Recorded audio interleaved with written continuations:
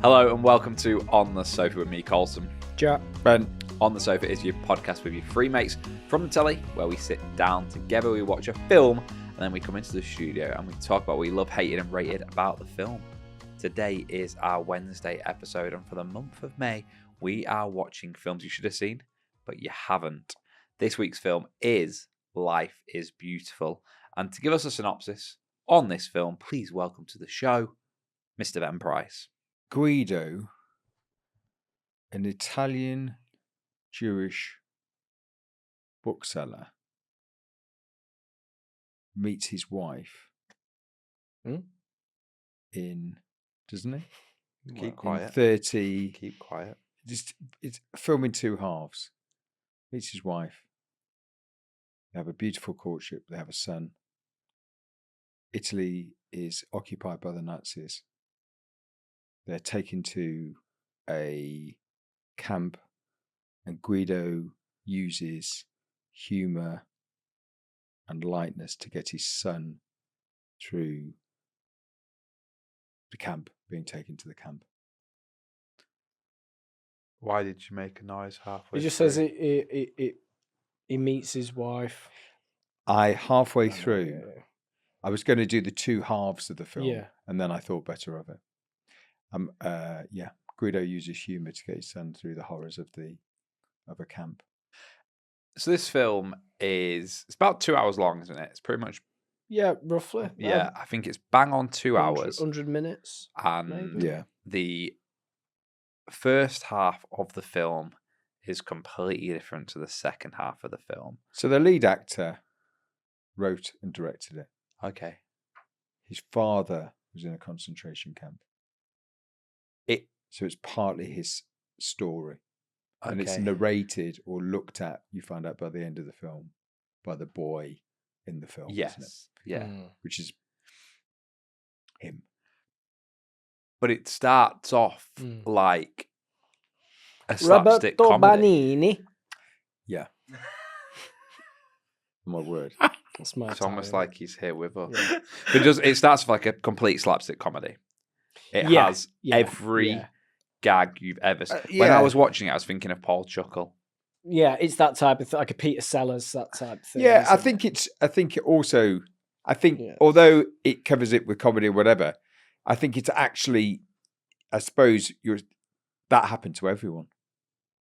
You had one life. You slowly see through the film how things start to change. He had one life, light, full of love, his kids, having this time in this perfect Italian city, and then it all changes. Yeah. And I suppose that was for everyone. But it must be a conscious decision for the film and the filmmakers to basically say, we're going to go, if we're going to tell this story, we're almost going to lure the audience into a false sense of security. Because I knew nothing about this film, and I watched this film thinking I was watching an Italian comedy.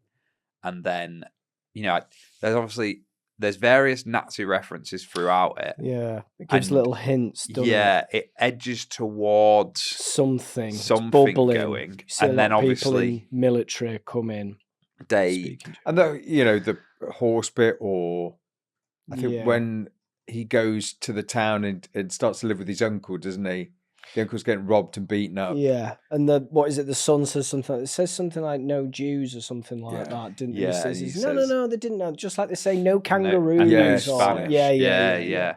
So you can see that creeping in, but then it still catches you by surprise that the second half of the film is like in a concentration camp, because it does a thing of he finally kind of gets the girl after so many chance encounters. Who's his wife? Oh, is it? Is it? Yeah. Was it at the time? Yeah. And he finally gets. I mean, her. there is a fantastic transition, isn't there? From their life when they go into the greenhouse. She goes into the greenhouse. He goes. When they come back out, they're with a kid. Yeah. But in a very different it world. Show you how that time has sort of just moved on. Which is a fantastic transition. It took me a little while to work out what had actually happened in that transition. Yeah. And then I kind of got it. And then the next thing you know, you know exactly what's happening. You know where they're getting There's an actor in rushed this off film to. that appeared in the film from last week, appeared in Gladiator, Oh, yeah. one of the leads, and it's his child. Oh. Played Maximus's son in Gladiator. Oh, really? Because I saw him and I went, I recognise that boy. I recognise him from somewhere. I know his that face. face. Good spot. Yeah. I've seen this child before. And Good spot. I IMDb'd the film Life is Beautiful, and I got the kid, and it said Maximus's son, Gladiator, which was Good spot. filmed a year later. God, that's good. In the first half, the old Italian accent is very fast accent for subtitles, isn't it? Whoa. Yeah. My dyslexia was going overtime. I was like, Yeah. fast. I suppose what the contrast also is lots of dialogue in the first half, very little in the second. Yeah. Very more mannered. He's made two very different films, and you see him. Even the colour's different, and it's bright and everything, the grade in Italy, and then as soon as he's in the camp, greys, blacks, and whites. And then you have he becomes a waiter, doesn't he, in a hotel that his uncle runs, and there's a doctor there who does riddles with. Then you realise the doctor is German, has to go back to Germany, and then he ends up being in the camp and looking at everyone as they get off the train to whether survive or not survive. And there's a really powerful moment where you realise that he recognises the doctor and the doctor recognises him from the Grand Hotel, and he says, you're one of the best waiters I've ever had, and he says, I need to speak to you, I need to see you, and he appoints him to work on this dinner at the house for all the Nazi soldiers who are high up, etc. And the doctor says, I need to speak to you in private. And obviously, as a viewer audience, we're sat thinking the doctor's going to do the right thing. He's going to help him escape. And you can see that he's thinking in his head, I need to get my kid, I need to get my wife, and then we need to go to the doctor. And he goes to the doctor for a human relationship like what they had back in that Italian city. And the doctor just gives him a riddle that he can't solve. And he's asked him for his help. And you just see his heart break and him lose faith in everything. And it's a character that all we have seen is be larger than life, be comical. And then you see this moment where he goes, this is Scum type vibe, isn't it? No, the big problem for this German doctor in his life was this riddle. Yeah. You see how passionate he was about not getting it and him being and he's like overcome by it. And he's in it's a also concentration camp. that realizing that the doctor has compartmentalized the atrocities. Yeah. And he's compartmentalized them. He doesn't see them at all. He just has the riddle in his head. Yeah. He doesn't see what anyone else is going through. And that realization that a human being can do that has done that to him. It's actually the one bit where you really see the genuine part of Guido, don't you? You see that genuine moment from him. Because before that, he's sort of the face falls, like Cole said. That's when you see him go, he's the clown makeup's come off then. Yeah. So he makes up a story, doesn't he, for his kid? They're on the train. The wife isn't taken away and she demands to get on the train. They're separated. They keep the boy with the father. The father makes up a story that it's a competition. How good you are, and at the end of it, you'll win a tank. So he keeps this boy going by each day giving him the next bit of the competition, even though he's going off to work in the iron foundry or whatever. Making weapons out. And the boy sees him and he goes, no, this is all part of it. And he keeps going and going. And the boy, even though there's no other children there, the boy at one point says, all the other children have been taken away and gassed. And he keeps keeping it light, doesn't he, for him? There's a brilliant moment as well when he's spotted with the kid and he tells the kid not to speak. And the kid doesn't speak, and the Nazi woman basically takes the kid away from him, thinking the kid is German. and he's in the house, and he's almost like, right, well, that's one less thing to think about now because he's safe, he's getting fed. Let's leave him there. And they serve him the dinner, and he speaks in Italian, doesn't he?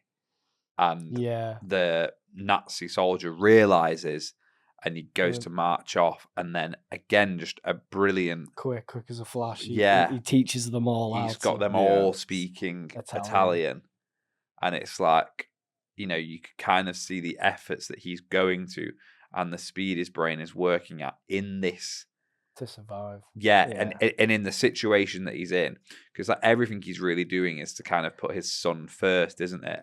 And he's doing it for his wife, like the bit where he moves the music for his wife to hear, and it's like there's so much going on in his head because we know he's a larger than life character from the first hour, and he's like, then he kind of continues that whilst living in a concentration camp, and he's not, he's aware of the outcome. He does it with where he gets up to be the interpreter, doesn't he? The German officer comes in, he says, who can translate? And he goes, I can. Goes to the front like, do you speak German? He goes, no.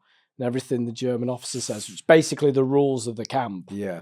And he's just changing it into the rules of the game. And at the end of the game, you will win a tank for £1,000. Just completely changes the whole for the kid and says it all in Italian. Yeah. So that the German officer thinks he's translating his German, and he isn't. He's just saying everything back so that the kid thinks these are the rules for the game. So clever.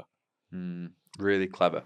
Why is this one of those films that you have to see? It did very well. Very well known. Did very well in the box office. Well, you don't know that, do you, Ben? Well, you don't know what it did at the box office. I'm guessing it did very well. It was the first. Was it the first? Yeah. Well, I think it was the second. I know what you're going to say. Yeah. Second film to be nominated both for Best Film and for Best Foreign Film. Yes. It ended up winning Best Foreign Film. It didn't win Best Film. That went to Shakespeare in Love. What year was this? 1999. So, but he won, didn't he? He won Best Actor. He won Best Actor. And it was a big year, actually, for actor. He was up against Ed Norton in American History X. Private Ryan, which, of course, we're covering next week. Yeah. So Tom Hanks and Private Ryan. Spielberg took home Private Ryan, director.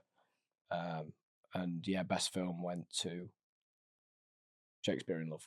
I suppose it has a way of looking at that time, which not many films would cover like that. No. Humour in the camp, or how to get through it, how to get through that. Not just about the camp, but how humans get through that, or he decided to get through it. There was a lot of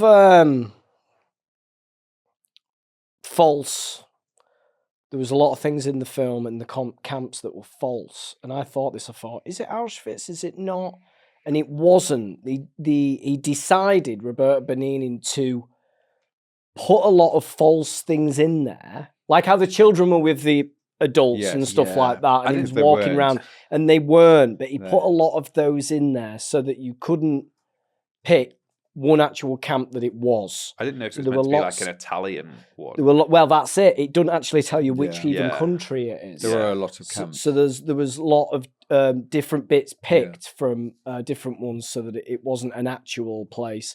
And he wanted it all to be, lots of, so that not all of it tied up so that you could basically signify and go, that is that camp type thing. Yeah. Why the title? Well, I suppose it is, isn't it? And you actually need to find the beauty in everything. Do you think that's why? Yeah, I think so. He's trying to say that. Yeah, he's trying to say even in those dark periods, there's some light. And do you think that's led through the lead character? Do you think that's the lead character is a driving force? I suppose but I think that he's trying to find that. He's also talking about the innocence of the child. And what you notice afterwards, like what you notice in your life before, the life during the camp, then the life after. He's trying to encapsulate it all into saying this sort of give it a feeling that he might lose his life, but his son has a different view on the world, or got through it, I suppose. But then you realise that the film was written by the son. There's not many films that go from an extreme level of comedy to an extreme level of telling a massive moment of history. Do you think that is what makes this such a poignant showstopper? I think at the time it did. I think since then we've had Son of Saul or different films that have really actually shown much more graphically how it is. Yeah. And I think at the time, without a doubt, I don't think you'd had that just juxtaposition between the two lives. As also this same Oscar year, 3 war films. Was it Thin Red Line? Oh, yes. Saving Private Ryan and this were all up in the same category. Yeah. And obviously you had Schindler's List in 92, 91, didn't you? So I think there was a lot of wave of these sort of Holocaust films. It's interesting, isn't it? Because, you've got a larger-than-life character. You've got opening scenes of comedy and high energy and a love story that goes through it. And then what the Holocaust did was dehumanized Jewish people. And that's what the film does. It dehumanizes his character, his personality, and he is holding on to his fundamentals as a person throughout it for his son, isn't he? So it's a really clever piece of story. It's a clever film, a clever piece of filmmaking, isn't it? Definitely. For his son and for him, I think there was a feeling also for him. For him to get through it. I think there was a bit for his son, but I think also it was for him to get through it. I have something to live for. My son, I can help him. And also for himself, I think, to find that lightness, or the famous bit where his son's in the box hiding. Then he realizes he's being taken off to be killed. And he makes his son have that last laugh. Yeah. Even still doing I think we're heading towards our ratings, which will be over on Patreon. So if you want to pause the episode and go and listen to that, they'll be there waiting for you. After the break here, though, Jack will be in the box office and we will be casting something if you can. If you can.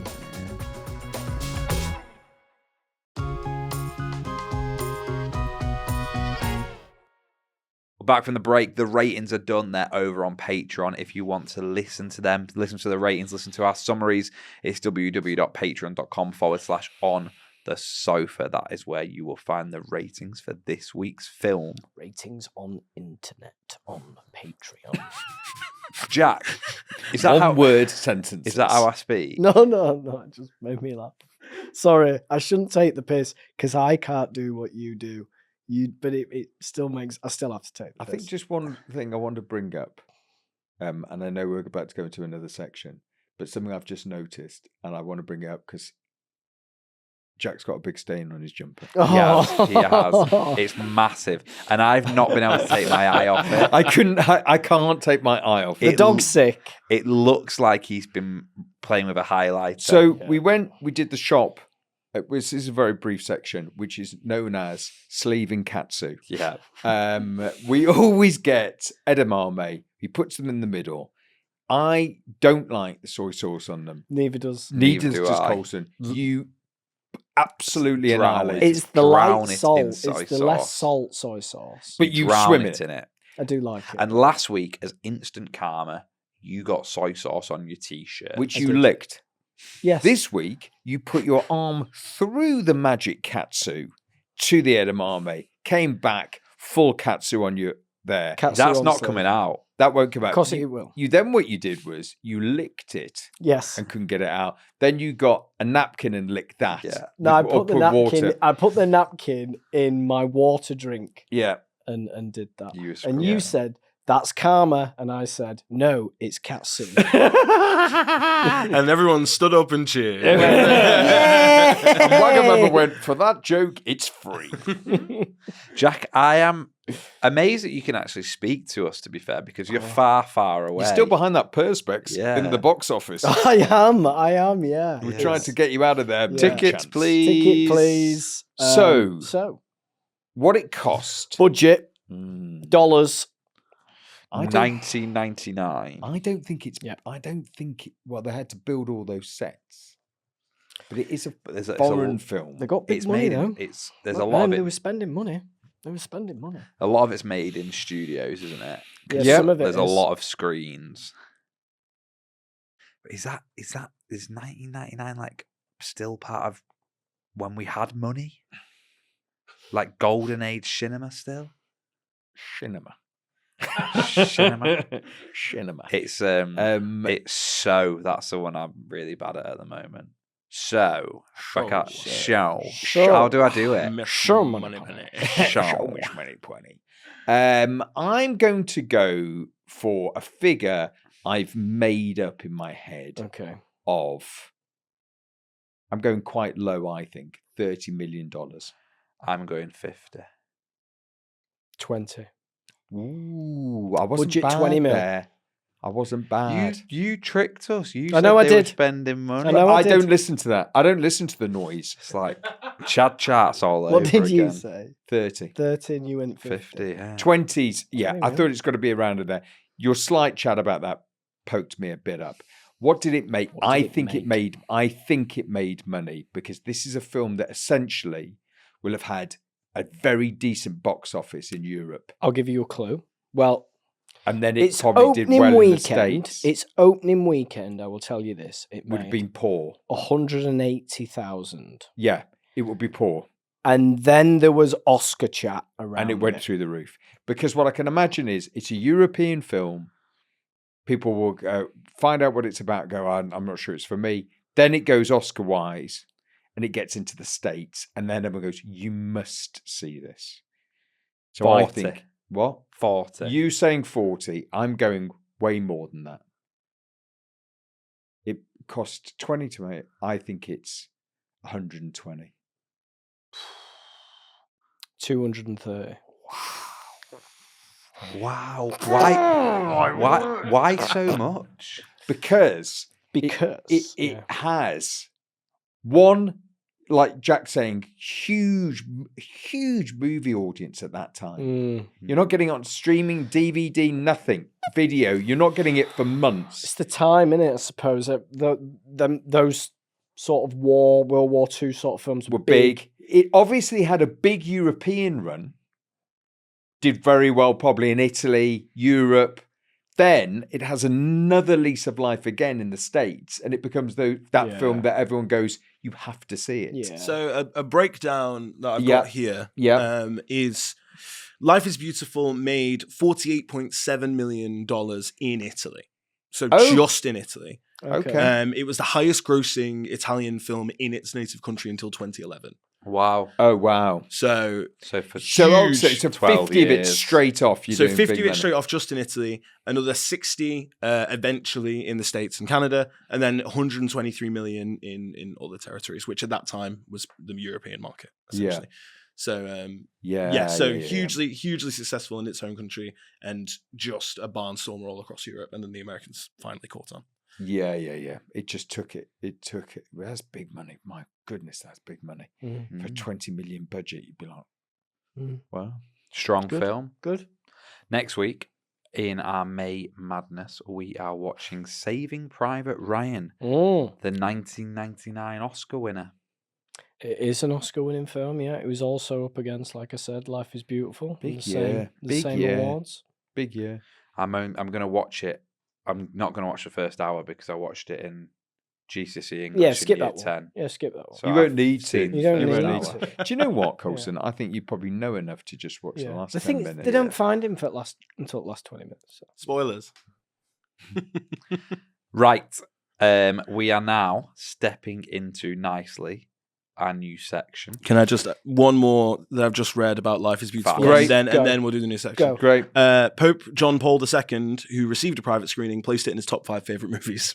Nice. Nice one. Cheers, Johnny. I wonder what his other 4 Not were. Johnny. That is what I was wondering. Hannah Montana the movie. Paul. Paul. And John Q. Hot Fuzz. And what? John Q. John Paul. Right. Two popes. It's time for Cast Me If You Can. Conclave. It is. It is time for Cast Me If You Can. Shall we say now that Cast Me If You Can, as of next week, will be picked by Patreons? I think so. Yeah. Yeah. Let them have Yeah. a go. Let Yeah. them have a go if they think they're hard enough. Another reason why to get on Patreon. In fact, there's loads of reasons why to get on Patreon, Yeah. in the Ben. But you can get on the chats now easily. You just become a member and you can get on the chats. And there's a Corrie chat, there's a film chat, there's a podcast chat. Yeah, and now there'll be a Cast Me If You Can chat. So there's loads of, it's like a kind of big kind of forum-y type thing for the pod. I think it's a bit like a Facebook, a bit like a social media. It's a social media on the sofa for us. Yeah. So if you like what you hear, get on there. But it's your chance to get involved. And as of next week, you will be able to tell us what films you want us to try and recast. And we'll read the name out to whoever picks the film. But this week, there is one man who has all of the power in his I hands. have the power. Master of the Universe film's coming out this year, isn't it? Dave on the desk. How does it feel Big to money. have the power? I mean, it felt better until It had been taken It was off being you. ripped from my hands and given Yes. to the people. But Ben has given me the I the see that now. hardest I stare just I've ever received in realised my what life. we've done, which is basically pied you. Yeah, just absolutely. You choose- took Chad charts from What me. I've noticed is Oh shit! Yeah. Oh yeah, we did. You stopped doing Chad charts because I was winning, and Oh, then and now you've taken this from me as well. So We'll give you something else in a bit. And take what it away. what you're witnessing here. He is- gets it off the ground and we go, "Thank you." Yeah, thank you. It's Dictatorship. how acting works. Yeah. Oh, he's good, isn't he? I think he should go. He was wonderful in that part. The part doesn't work anymore. Yes. Yeah, crikey, you spotted us, Dave. But for your last week,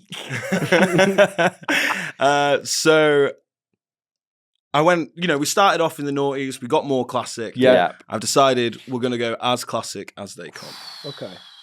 and with a small caveat, yeah, which you'll understand in a moment. yeah, The Wizard of Oz. Ooh. I like Not Wicked. Okay.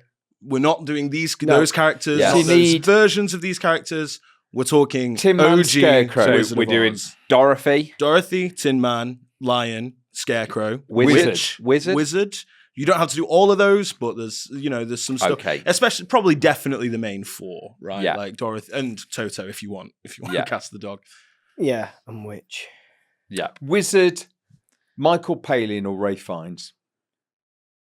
Easy, bang. Not Tin Man. Ray Fiennes. I think. I don't Oh, know. Fines would be a Would be, but I like the fact that you'd see Fiennes at the end. I can imagine Fiennes doing a good wizard voice. Okay. I've got my lion, but I don't know his name. Okay, The Rock. The guy from That would be would be amazing. good. The Rock is the lion. what's the guy from The White Lotus? The called? Rock. That's box office. The guy with the long hair from The White Lotus. Who goes to Bangkok goes out with Amy Lee Oh, Wood. Goggins. Walter Goggins. I think he's a good lion. No, you need to be bigger. Do you think? Put him up. Yeah, I think. Put him with The Rock. The Rock. I think the Rock is box office. The Rock is box office. Shall I do my impression of the line crying? Yeah.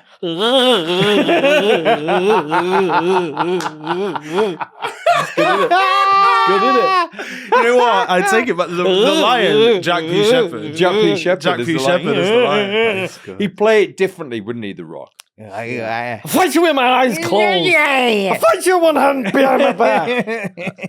I fight you standing on one foot. Scarecrow's a good part. Tin Man, I've always thought it's a bit rubbish. Yeah. Scarecrow's a good part. Scarecrow, I mean, What look, was that one Michael Jackson was in? The Wiz. The Wiz. Remember that crap?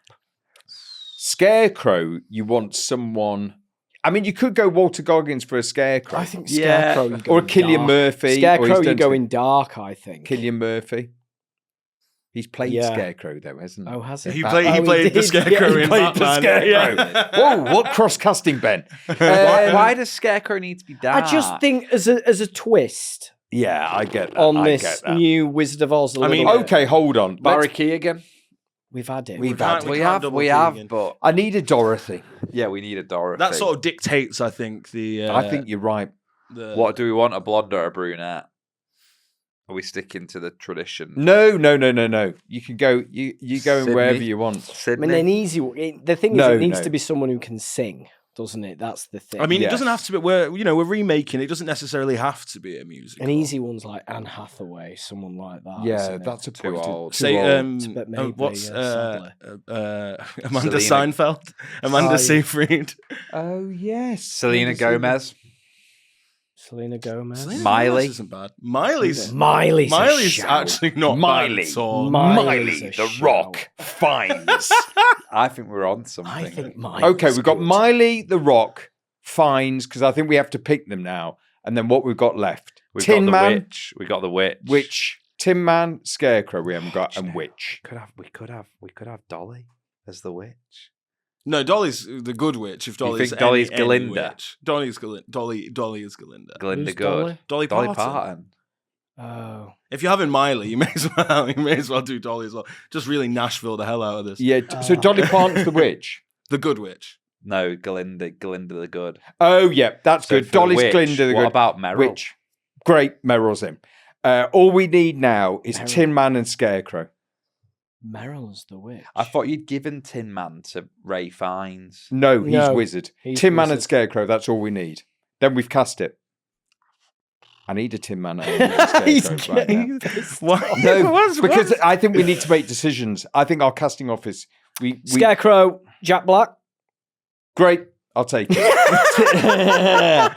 Tin Man. I mean, we Simon Pegg, British. Yep, great.